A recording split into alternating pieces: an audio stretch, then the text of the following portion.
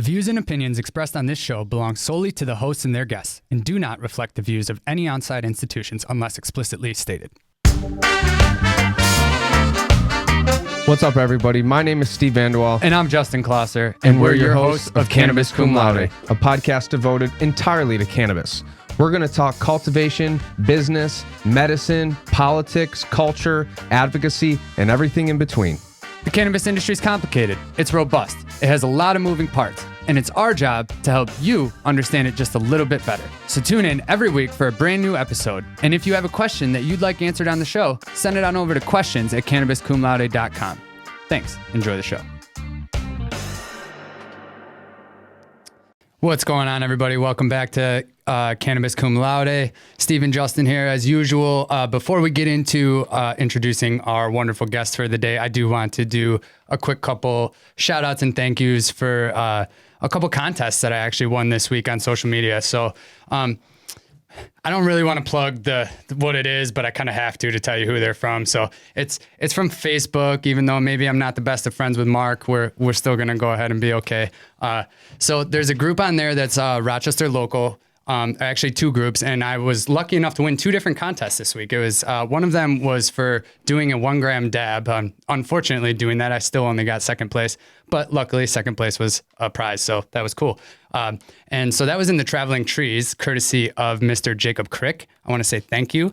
And I believe it's actually the Traveling Tree Fairies. I might have misspoke there, but that is a huge group, a bunch of like-minded individuals, if you will, in the city of Rochester, and well worth checking out. The other one is Rock City Roots. It was actually just, I luckily picked the right number, but this group is run by a girl named Ashley Miller.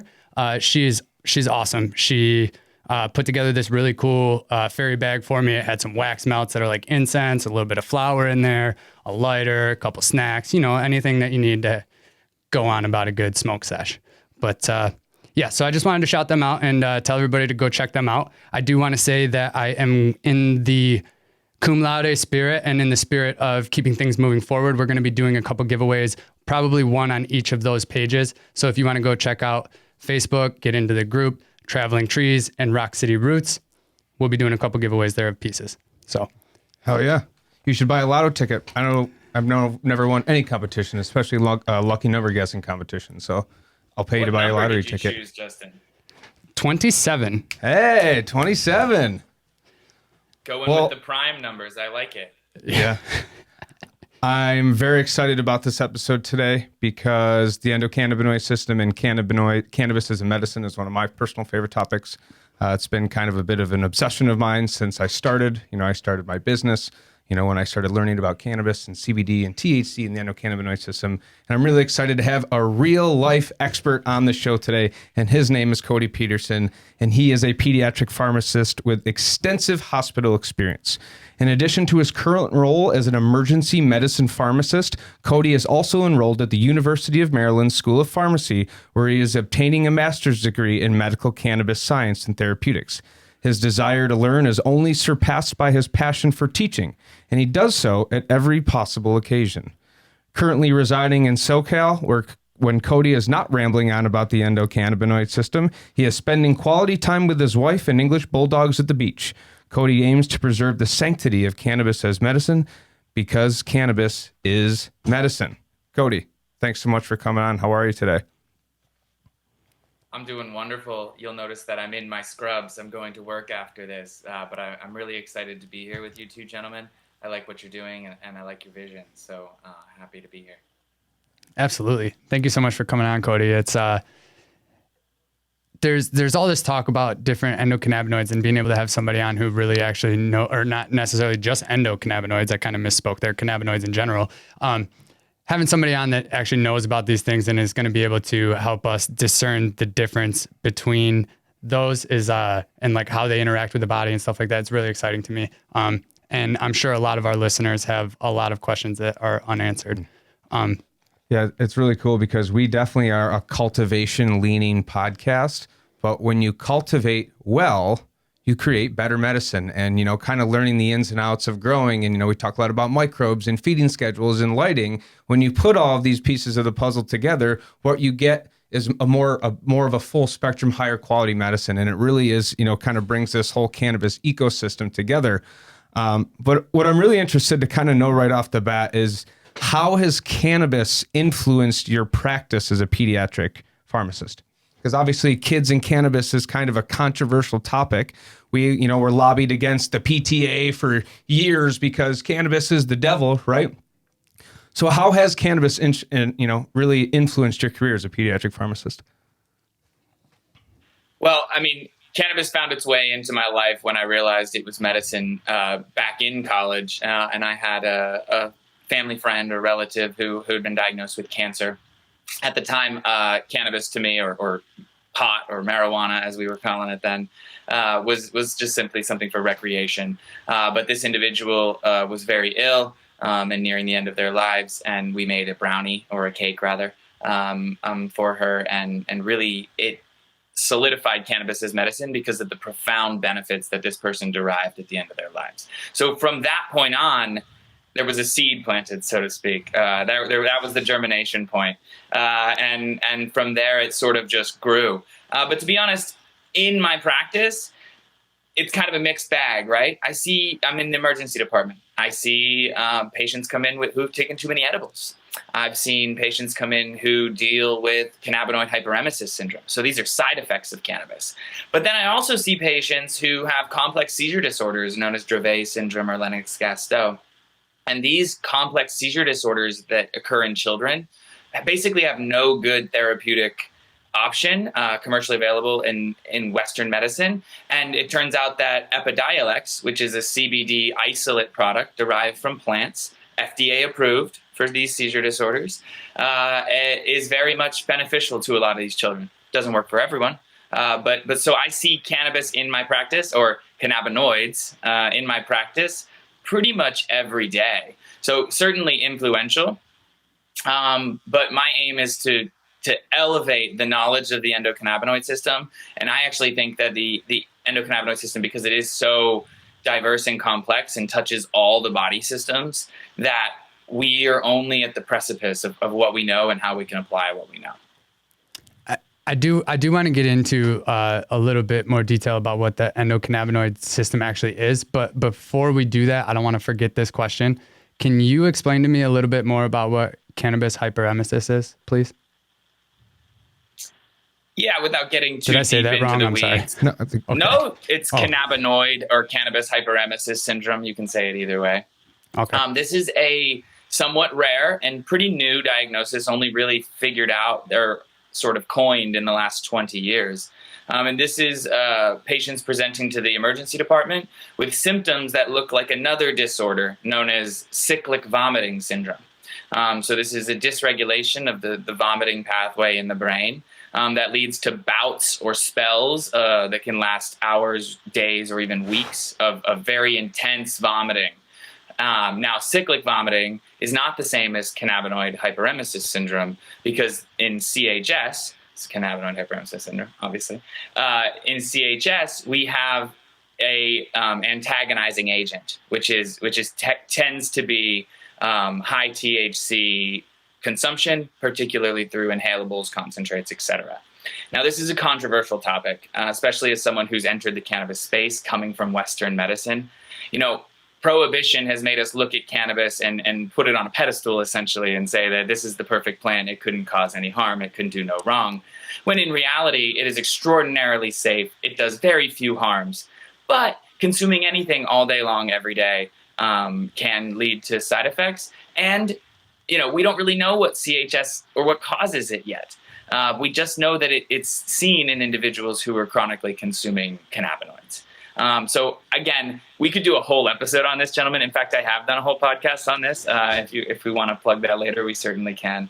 For sure. But it is a rare but serious disorder that is sort of set on by chronic cannabis consumption over many months or even years before you start vomiting every time you consume THC. Phew. It's funny because cannabis, THC in particular, is often used as a nausea medication. I actually know a gentleman who has cyclic vomiting disorder who has used cannabis as his one and only medicine that really helps. Granted, he still has episodes once in a while, but it seems a little bit counterintuitive that an anti-nausea medication could actually cause that. You know, I've heard of a couple people on LinkedIn. I'm sure we're connected with some of the same people who have had platforms built on, you know, I used to be a heavy cannabis user and now I have CHS and it's real. And a lot of people, you know, myself used to be included in that group who want to say cannabis is perfectly safe. It can do no harm. But just like if you consume too much water every day, if you too much of a good thing is not always a good thing. Yeah, too much of anything. Too much of anything. And so we're going to talk about the endocannabinoid system, and we're going to talk about how important it is and how widespread it is in the body. And then if you're introducing THC all day long, every day for a long time, essentially what happens is your endocannabinoid system becomes out of balance. So it usually, at low doses, THC does create or help with nausea, vomiting. In fact, it's one of the few indications for using THC in children. Children who have cancer, we give them a medication, a synthetic THC or a lab-created THC known as dronabinol. It's identical to THC, and we very much give it to children as young as probably 5. And it's somewhat effective depending on the patient. But over chronic consumption over long periods of time, just like any system in the body, introducing an external substance can lead to dysregulation and changes in the baseline status of that system. So, for example, opioids are frequently used for pain. We all are familiar with these. But if you chronically consume opioids over the course of months to years, you can actually get what's known as rebound hypersensitivity, or basically pain when you're not on opioids. And so it really can mess with your balance in your body. Certainly opioids are a more dangerous and far more harmful substance than cannabis. But I was just trying to suggest that just like we have an endocannabinoid system, we have an endogenous opioid system, also known as endorphins. And dysregulating that can lead to changes in our baseline and in our homeostasis.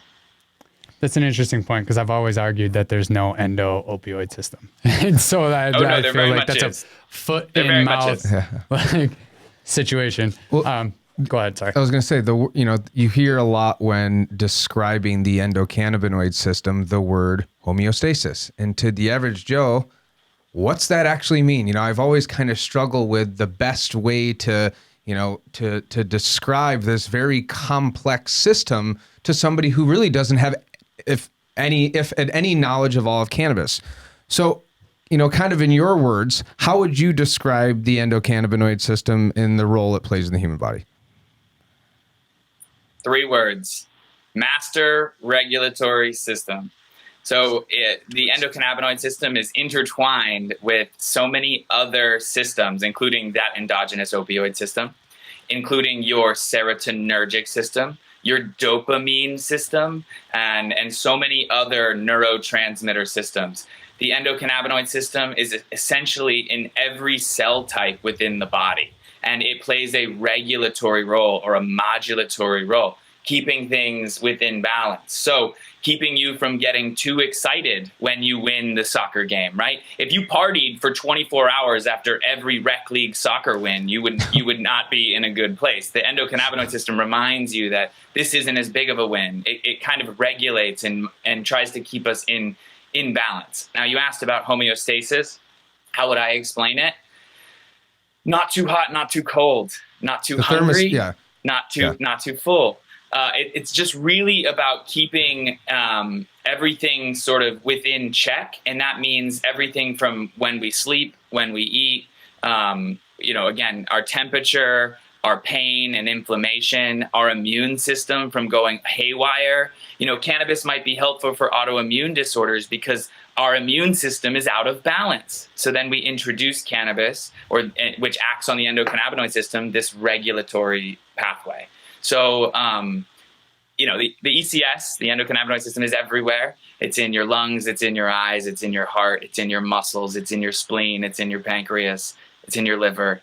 And so in all of those places, it has different roles, and your body can produce different endocannabinoids to create different actions. And that's a little different than consuming THC, which sort of it's one directional. As opposed to the body can produce many different endocannabinoids to kind of go bi-directional. So So what does the framework of that system look like? Like, I understand that it's everywhere, it's intertwined in all things, but like how I guess molecularly does it work, right? So like I know there's CB1 and CB2 receptors, and these cannabinoids kind of work like a key, right? And am I on the right track there? Can you elaborate on that for me a little bit? Yeah, there's three parts to the endocannabinoid system. There are the receptors, which classically we say CB1 and CB2. But if you're following along with me on social media, you'll realize that I'm suggesting there's far more going on here. And so that's the classical definition. CB1, CB2, those are the receptors, the locks in our body that can engage with endocannabinoids. But then we can also take in phytocannabinoids, which means plant cannabinoids or THC, CBD, etc., that can engage with these receptors. Those are the receptors. They're the locks. Then we have the keys, which are those phytocannabinoids or the endocannabinoids. Keys engage with locks to produce responses in the body. The locks are spread throughout the whole body. And when we consume THC, then we expose the whole body to the key, and we get all sorts of different actions. We get a dry mouth. We might get a rapid heart rate. We get changes in the pressure in our eyes. We get a dry mouth. And it does all these broad actions by engaging with these locks. But really, the ticket about the ECS is that we just sort of figured out that cannabis can act on it. We didn't evolve to consume cannabis. We stumbled across this plant that happens to activate this system and produce really interesting responses.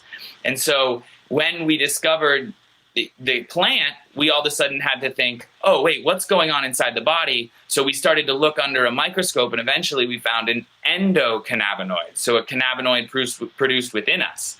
And those are produced from the fats that we eat and that are stored in our body, and then they're used to create that homeostasis or that regulatory action. And then that third part of the ECS is the enzymes that produce these keys, the endocannabinoids, and break down those keys, recycle them, reuse them, etc. So really, in one sentence, the ECS is a master regulatory system that utilizes the fats that you consume to maintain balance in the body. Quick add on there. Yeah. So just like I'm thinking on a plant science level and trying to apply that to us. So since cannabinoids are typically secondary metabolites within a plant, and where if they're not necessarily hitting their growth parameters that they need, they may not produce those, or if they don't have the right nutrients, that's not going to be produced. If we translate that over into the ECS in humans, is that something that maybe like if our endocannabinoid system is out of whack, maybe that is due to like poor nutrition or unhealthy lifestyle? Is that something that could maybe the science is still out on that, but like would it regulate itself? No, the science is in, man. That's very much the truth, Justin. The science is in on that. Our endocannabinoid system is driven through the way we move our bodies, what we eat and what we consume, how much rest we get, and a little bit of genetics, a little bit of our life stressors that came in earlier in life, known as epigenetics. And there's all these factors that are swirling together to create what is actually called our endocannabinoid tone. And so some of us are more toned than others because we work out our ECS, we meditate, we eat the right fats, and we exercise regularly. And so our tone can be very different depending on that. And then to just bridge back to the secondary metabolite, there have been studies in mice known as knockout mice. And what they do is they go in and they completely get rid of all the locks, the cannabinoid receptors. They block the genes that are there to produce those. And what you see is not death of the mouse, but a failure to thrive.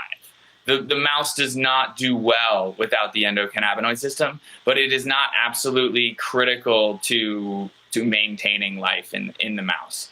And so that's generally what we see. So in some ways, I would say the endocannabinoids are secondary metabolites in their own right.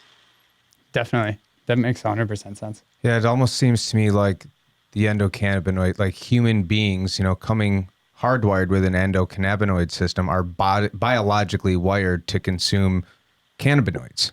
Like it seems that, while you may not need cannabis or phytocannabinoids or cannabinoids in general to, like you said, to live, you need them to live optimally, I think. You think is that fair? I'm going to disagree, Steve. Okay. And so here's why. Because every vertebrate on Earth has an endocannabinoid system, from mice to bats, and then leave mammals behind. Fish and birds all have an endocannabinoid system. And I don't think we would argue that all of those animals were designed to consume cannabinoids. What we've done is we're smart enough as humans to have identified a plant that can help support us. And particularly in a time in the world where we're eating like crap and we're consuming crap and we're not moving our bodies and we don't have the same environment where we really evolved. Certainly, phytocannabinoids or plant cannabinoids can support our ECS and help us thrive, and we're smart enough to have figured that out. But by no means do I feel that we have evolved or need phytocannabinoids to thrive. I think we need healthier fats, and we need to treat ourselves better. Definitely. So with those receptors, and you kind of mentioning that in the knockout rats that they were able to block them completely, it just kind of triggered a thought. It's not necessarily the same vote there, but I was listening to Shango Los's podcast, Shaping Fire, and I'm struggling to pull the name right now, unfortunately, but he had somebody on who was also a cannabinoid scientist, and she said that in tolerance breaks that or like in a heavy daily consumer, rather, like if, say, like me personally, which we can just say is the truth, like I'm a heavy daily consumer. So she's somebody taking like a 1 gram dab, I believe you. Yeah, like a freaking champ, by the way. I saw that video. That was impressive. I would still be I'll sleeping. have to check it out. That's a lot of weed. It was stupid, and I'll never do it again. But it was. Okay. I was trying to prove a point, you know. Maya B. Shields is the person I think you were talking about. I know Miyabe. Miyabe Shields. Yes, Miyabe. That's what it was. Yep. So she said that somebody like me is actually losing receptors on a regular basis, and that tolerance breaks help you get them back. But like I don't know. I kind of always just assumed that they were there always. So I was hoping maybe you could clear that question up, since I don't have her on the phone to. Of course. Look, as much as the industry doesn't like it, right? THC in particular, but all cannabinoids are drugs. When you get down to the molecular level, these are drugs. Anytime you introduce a drug regularly to anyone, you're going to develop what's known as tolerance, right? And you know this, Justin. That's why you're able to do a 1 gram dab, where it would put someone like me on the floor for 8 hours. And so, or over the toilet for that matter. And that's no big deal. We all have different endocannabinoid tones, and that tone is a reflection of the production of the endocannabinoids and of the abundance of the locks, the receptors. So introducing the keys to the locks over long periods of time leads to a phenomenon known as down regulation. The body recognizes that it doesn't need to produce this many locks because there are plenty of keys coming around, so produce less locks. Then when you take your tolerance break, let's say that that's a 2, 3, 5, even 14-day break, the body goes, hey, there's not a lot of keys right here. We better make more locks so that we can get the response that we need so that we can maintain balance. The body is a miracle of homeostasis, not just the ECS, but it is a critical part of that homeostasis. And the body recognizes there's less phytocannabinoids around, and so it will produce more of the locks, as opposed to before your tolerance break, there were plenty of keys around, so it produced less locks. Does that make sense? So yeah, absolutely. So I guess I just had a misunderstanding of what the locks or the receptors were per se. I was under the impression that they were maybe like, for lack of a better way to compare, like your nose. You know what I mean? Like a physical object that was in place, and when something passed it by, it was like, oh, hey, what's up? Yep, I could smell that, you know? Like, and so I thought it was just like your receptors were just there in your body, and like when there was cannabinoids around, they uptook them. So thank you for that clarification. Of course, and there's changes to where these receptors are throughout our lives. So in the child's brain, or even in the fetus brain, as the child is developing, there are cannabinoid receptors just everywhere, all over all of their neurons, right on the bleeding edge of where a new neuron grows through the baby or the fetus's brain. There are cannabinoid receptors all over. But as you age and as your body changes, the abundance of those receptors change and the ratios change and so many other factors. So no, this is an extraordinarily dynamic system, as is every system in the body. Just like, okay, for example, cocaine, right? A cocaine addict during the first week of using cocaine is going to get really pronounced effects from the dopamine that they're triggering. But after a week or two of chronically consuming cocaine, they're going to have to do a bunch more cocaine, and that's because of the dynamic nature of the dopamine receptors in the brain, and interestingly, probably also related to the endocannabinoid system. But a topic for another day. Yeah. So THC and CBD are really the main cannabinoids in question right now. Obviously, there's many emerging, and we could probably do a single episode on each cannabinoid, flavonoid, and terpene. But in terms of THC and CBD, how do each one of them interact specifically with the endocannabinoid system and specifically with the different CB1 and CB2 receptors? Of course. So THC is our go-to example. It's the easiest to understand, right? It fits into it's a key, right? A plant key, so to speak, that fits into our cannabinoid receptors, which are the locks, and it turns to the right. And it does so, let's say it turns it halfway, because it's known as a partial agonist. It doesn't fully activate any receptors. It only activates them 50 or 60%, let's say. Okay? So the THC that we consume finds these locks in our bodies and turns the key to the right 60%. It does so at CB1 and CB2, and this is how we get so many of the effects that we think quintessential to THC, including the high, including the memory impairment, the dry mouth, etc. All that's related to THC engaging with these CB1 and CB2 receptors. Now, CBD is a very different molecule, extraordinarily different actually. And we'd have to really dive into the molecular chemistry of it to explain why. But because CBD is much more bendy and twisty and turny, it does not specifically target CB1 and CB2 receptors. It can engage with them, and it does so pretty weakly. But it actually targets many other receptors in the body. One of those receptors is the 5-HT1A, which is also known as a serotonin receptor. It also engages with a number of channels in the body known as TRPs and a bunch of other mechanisms as well. It might even engage with receptors that we haven't yet classified with a name, and they're just generically known as orphan receptors. So CBD has extraordinarily complex pharmacology.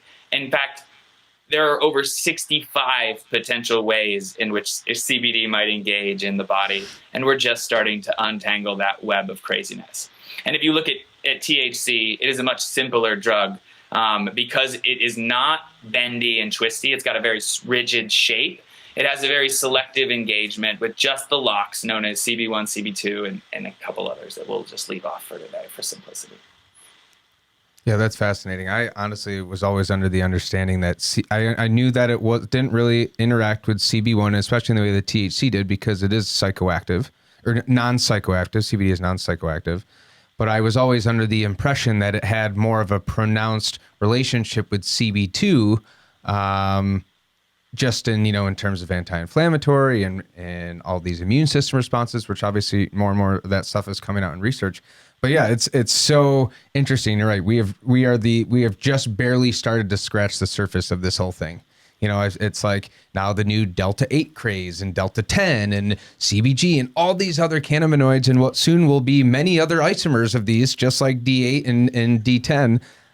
It's a whole universe really of pharmacology, and it all really comes from this plant. It's fascinating. I think it's really interesting. Sorry, it's Cody, just go amazing. ahead. That's all I had to say. Go ahead, Justin. Oh, yeah.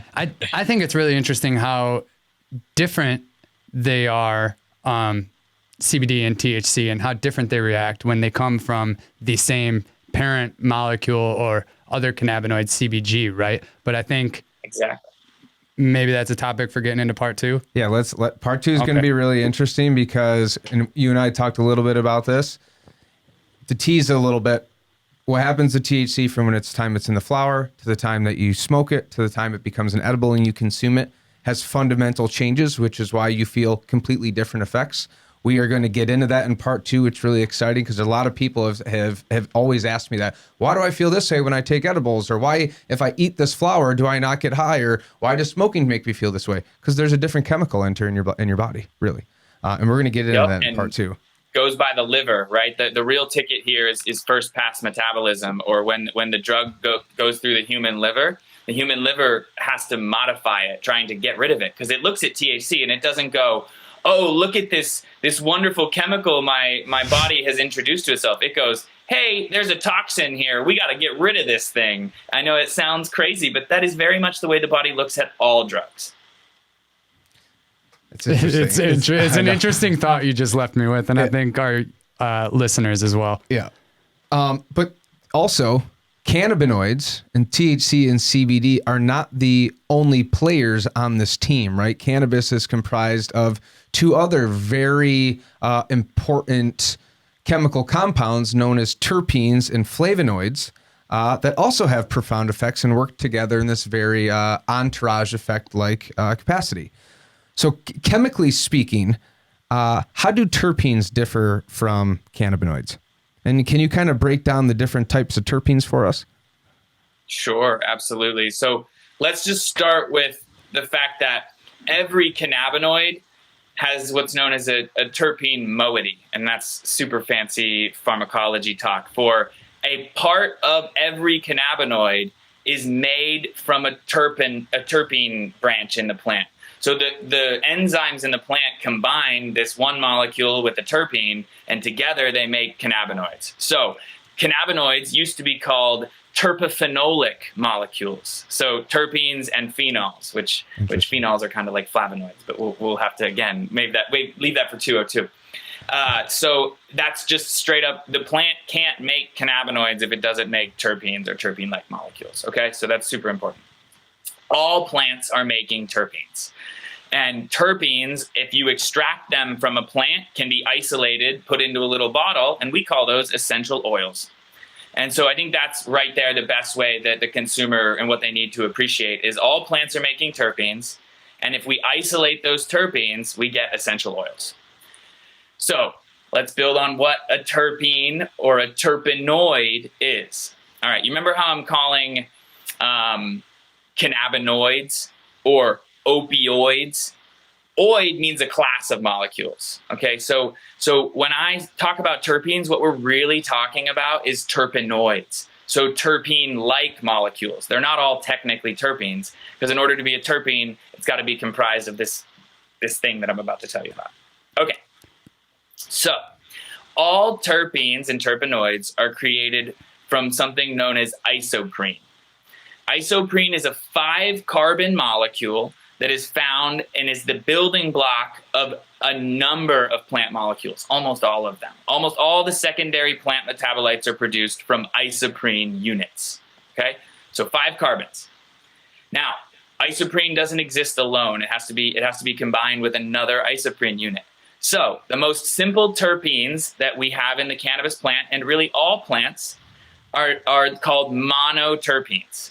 Monoterpenes are composed of 2 5-carbon units to make a total of 10 carbons. All right, so we have terpenes and monoterpenes like limonene, linalool, myrcene, pinene, and these are all in cannabis, but they're also in a lot of plants, like almost all of them, and in small amounts. So these terpenes are comprised of isoprene units, and depending on how many isoprene units, depends on which classification it gets. So the simplest terpene is a monoterpene, 10 carbons. If you add another isoprene unit, you get 15 carbons. That's called a sesquiterpene. You add another 5 carbons, another isoprene unit, and you get something known as a diterpene. And this can go on all the way up to like a lot of carbons. In fact, something that a lot of people don't know, it's one of my fun facts. So if you've heard me on another podcast, this might be redundant or you've heard this before. But you know, natural rubber comes from trees, right, Justin? Yes, sir. Yeah, exactly. Yeah. Natural rubber is a bajillion isoprenes put together. if you put 2 together, you get limonene. But if you put 1,000,000 together, you get rubber. And so all of these plant molecules blend together. It's all built from the same stuff, which is called isoprene. And depending on how many isoprenes you get different terpenes or terpenoids. Nice. Wow. Yeah. Sorry, guys. I'm a pharmacology nerd. No. I hope I didn't go too deep. I've always just wondered what the different. I've had a couple people try to explain that thing, and it just never really clicked for me. I've heard the isoprene in the same context of the different terpenes, but that was just like such very clear, and I've been waiting for that clarity. So thank you very much. You broke that down in a very easy to digest manner, for sure. Thank you. I definitely used to reverse diterpenes and sesquiterpenes. I used to think that it was like mono, di, because I think just because of the size of the word itself, but like. I know, I'm with you. I had that same struggle. Yeah. And like, what's sesqua? I don't even actually know, but I'm sure it's Latin for 3 or something like that. But definitely it's very cool. And then what's really wild about these terpenes, right, is these are the smells that come off your cannabis flower, right? So that anyone listening can appreciate the smells that we get. But the smells depend on which terpenes the plant are producing. And these terpenes can vary between time of day. So the terps in your cannabis flower in the morning, like let's say you're growing the plant, are different than they are at the end of the day. The same thing goes for during cure, right? After you harvest, you're going to cure your cannabis. You're going to dry it and cure it.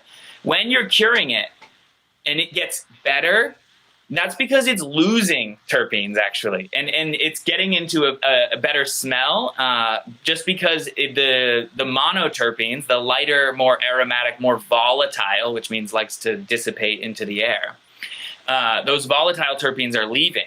And some of the heavier terpenes, like sesquiterpenes, like beta-caryophyllene, are staying because they're not as volatile. They don't leave as quick. So the ratios of these terpene changes after cure, and that's why it gets a different nose. But you don't want them to volatilize. Like, is there a way to preserve these super volatile terpenes in the cure? Because you want to. The reality is, right? You want to preserve everything. That makes the most full spectrum product, and therefore, the more efficacious. Like, is there a way to protect those monoterpenes?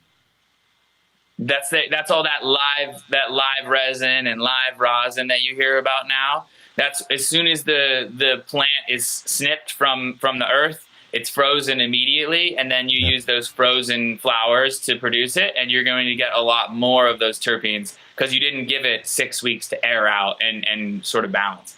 Yep. But for what it's worth, cannabis connoisseurs and sommeliers, etc., can tell the difference between a properly cured and an improperly cured. So the smell, like enjoying smells, is not as simple as like, oh, you want more terps, right? There's nuance to smell, and a lot of the best cannabis in the world has been cured, or at least some of the best reviewed cannabis. Sure, definitely. So I think let's take a pause. That was super awesome. Thank you so much. God, I just could keep asking follow-up questions. And it's hard trying to stay on track. But this is going to complete part 1. Part 2, we're going to talk about the biosynthesis of THC and CBD and what happens from flower to smoke to oil. We'll be right back. Thanks to our friends here at Rockbox Recording and Production in Rochester, New York. They are a full professional podcast and video studio designed by a radio guy for podcasters. Audio, video, voiceovers, editing, whatever. Mouth off at Rockbox at rockbox.com. You can follow Cannabis Cum Laude on LinkedIn, Facebook, Instagram, Twitter, and Cannabuzz.